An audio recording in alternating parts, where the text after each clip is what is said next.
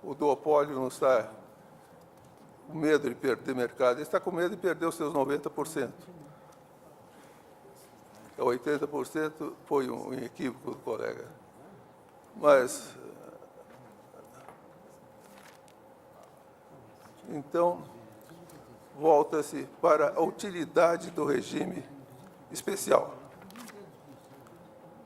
Qual seria a utilidade do regime especial para podermos enquadrá-lo dentro das normas constitucionais?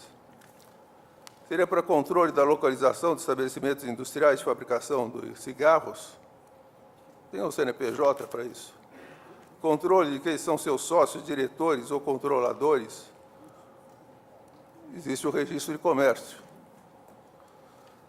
Para controlar a fabricação de seus produtos, existem os métodos mais sofisticados, entre os quais o último sistema Scorpius, que é o controle eletrônico da produção, e os selos de controle já saem com a identificação do fabricante, do número de cigarros, e em qualquer lugar do Brasil se localiza a produção. Bom, e quanto ao aspecto da saúde pública?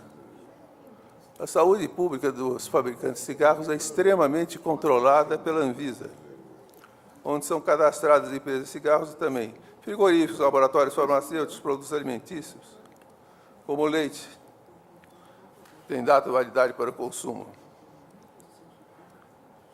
E, realmente, um fiscal da Receita Federal entrando num estabelecimento fabricante de cigarros para verificar se contém mais ou menos nicotina, não resulta em nada. O inverso também é verdadeiro. E por que essa licença? Ok, só para concluir, existe uma perfeita integração entre a súmula e o que acontece no Decreto 1563. É inadmissível a interdição de estabelecimento como meio coercitivo para a cobrança do tributo. Muito bem. O decreto prevê a interdição de estabelecimento. É inadmissível a apreensão de mercadorias como meio coercitivo para pagamento de tributos. O decreto prevê exatamente a apreensão de mercadorias. Não é lícito a autoridade proibir que o contribuinte débito adquira estampilhas e despache mercadorias nas alfândegas e exerça suas atividades profissionais. O decreto em questão faz exatamente isso, tirando os selos, apreendendo os selos de controle. Não tem função nenhuma o registro especial.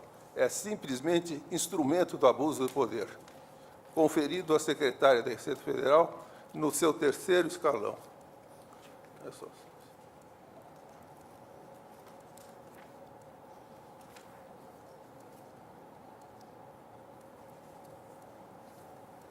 Obrigado a Vossa Senhoria. Pelo recorrido Instituto Brasileiro de Ética Concorrencial.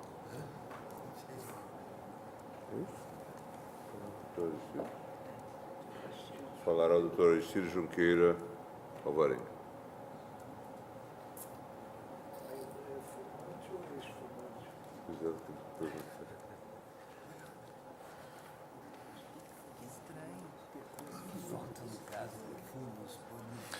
Excelentíssimo senhor ministro-presidente, excelentíssimas senhoras ministras, senhores ministros, eminente procurador-geral da República, senhores advogados. Falo aqui em nome do ético.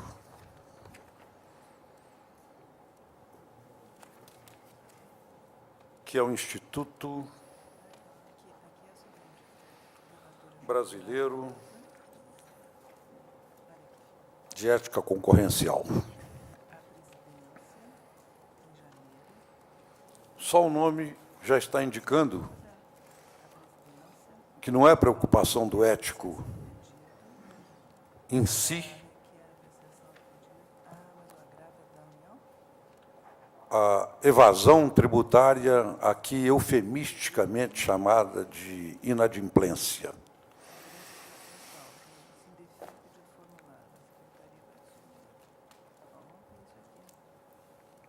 É que esta inadimplência ou esta evasão ou talvez até esta elisão fiscal, ou quem sabe a sonegação fiscal, faz com que aquelas que pagam em dia e rigorosamente os tributos exigidos pela legislação fiscal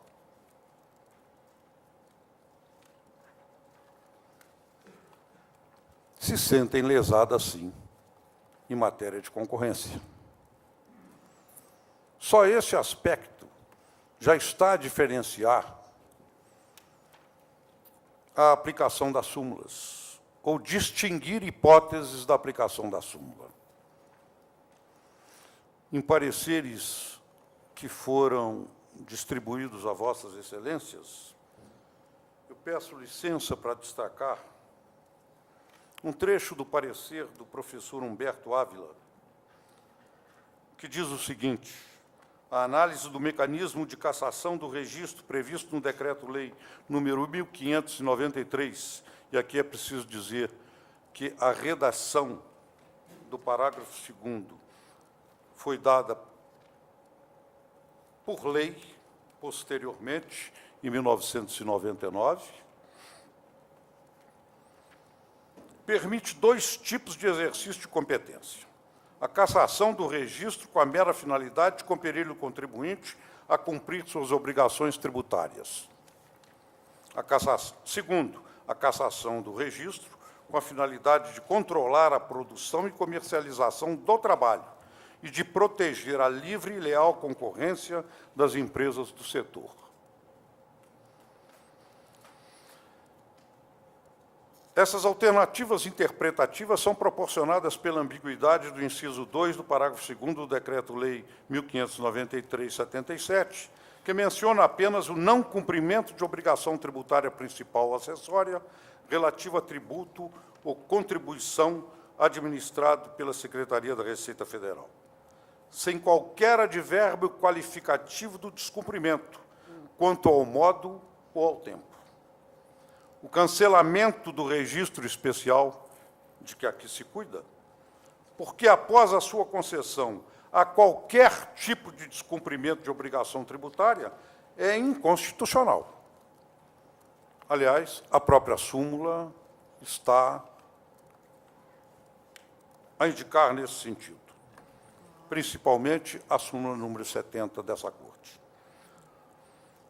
Por uso de meio coercitivo pelo poder público, adotado com propósito direto ou indireto de forçar o contribuinte a pagar tributo, causador de restrição excessiva e desproporcional ao direito de livre exercício da atividade ilícita. No entanto, se registro especial for cancelado porque, após a sua concessão, há descumprimento substancial, reiterado e injustificado da obrigação tributária principal ou acessória, a medida já não mais se encaixa no conceito jurisprudencial de sanção política, já que, embora haja uso de meio restritivo pelo poder público, ele é adotado com a finalidade de controlar a produção e comercialização de cigarro e a garantir a coexistência harmônica das liberdades, especialmente a liberdade de concorrência, e não causa, por essa razão, restrição excessiva nem desproporcional ao direito fundamental do livre exercício da atividade ilícita. Pois bem, senhores ministros, é exatamente a hipótese dos autos. Esta sonegação já chega, segundo dados da Receita Federal, a 2 bilhões de reais.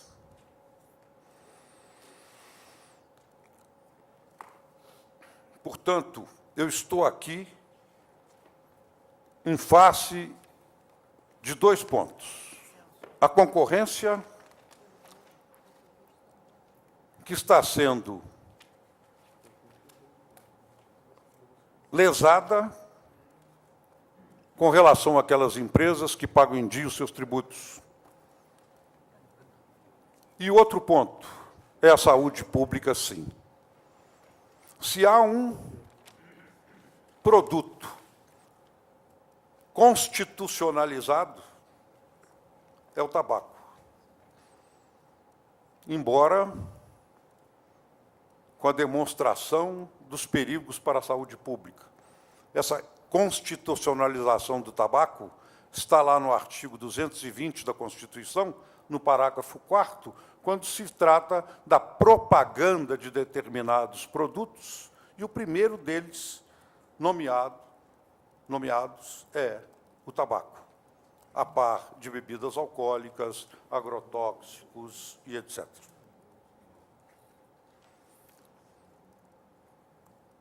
Como diz a Fazenda Nacional, o tabaco é um produto tolerado pela própria Constituição. Ora,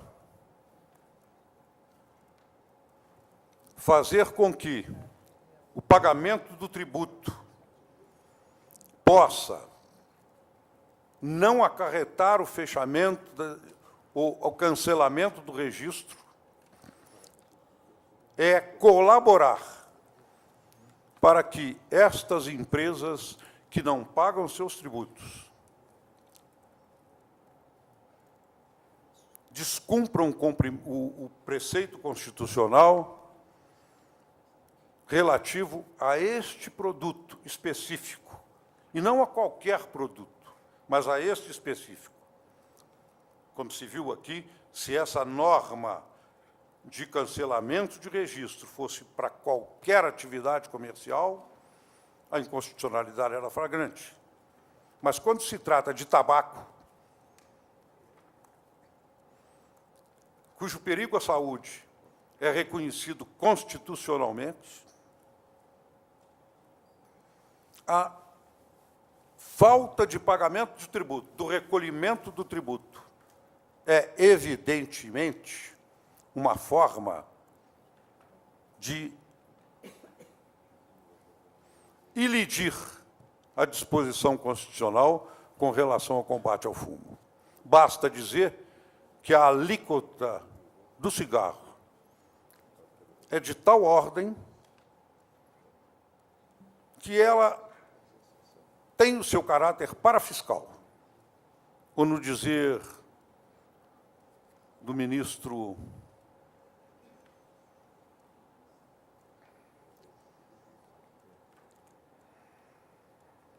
Peluso, quando do julgamento da liminar,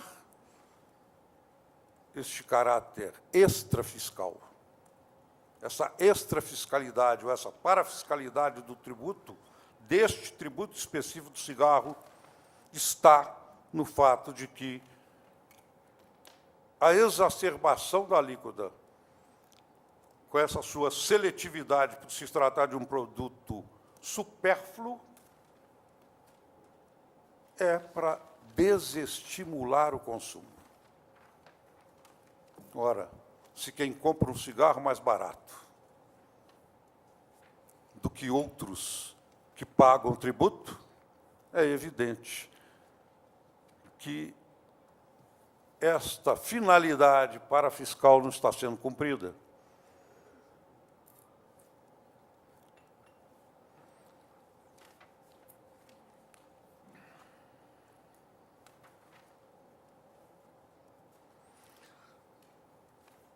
Por último, senhor presidente, senhores ministros, não há nenhuma desproporcionalidade entre a sanção, que não é sanção política, que não é sanção tributária especificamente, mas é uma sanção de exigência da ordenação com relação a essa atividade específica,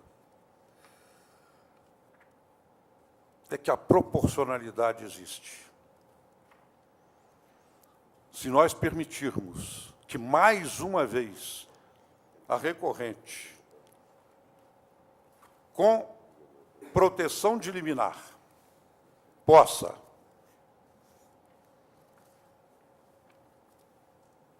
continuar com a sua atividade da forma ilícita como a exerce, deixando de recolher os tributos,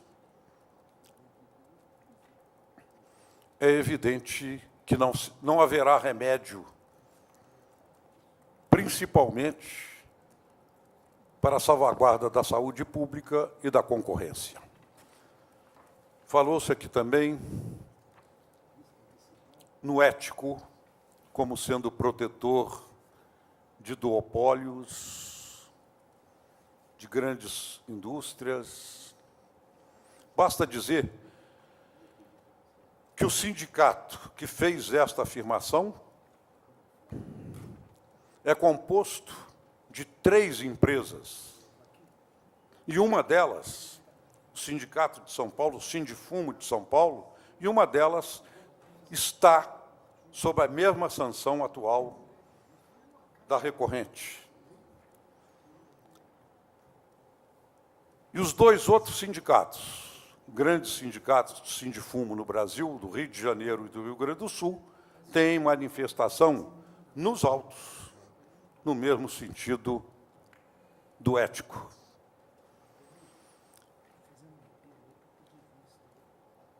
A demonstrar que o ético se preocupa com a ética na concorrência. Como seu próprio nome diz. O que não se quer é que fiquem só apenas 2 empresas no ético, mas que mais venham, mas com comportamento ético. E que não fiquem a dever ao fisco, como sistematicamente e contumazmente a empresa recorrente está a fazer.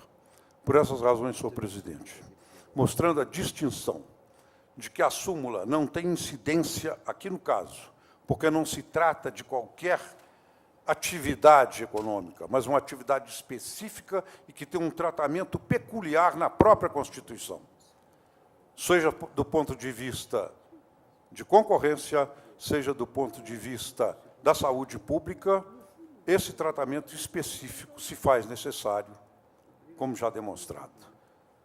Por essas razões, senhor presidente, o ético espera que o recurso não seja provido. Obrigado, senhoria.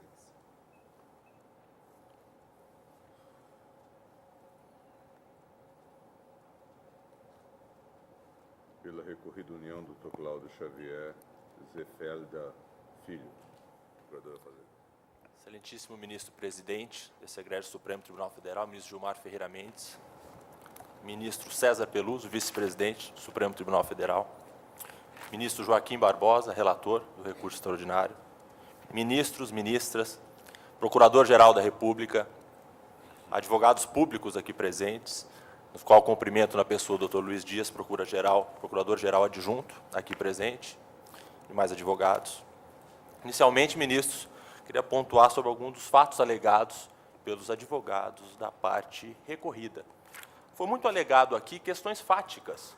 Interessante que o ministro Peluso, no julgamento da medida cautelar 1657, pontuou que a empresa em nenhum momento questionava os débitos, apenas o registro. E, realmente, ela não debate o débito. Hoje, na tribuna, veio esse debate. Mas a Fazenda quer destacar que o objeto desse RE, né, não abarca essas questões do debate dos débitos. Se restringe à questão da livre iniciativa e da questão das sanções políticas.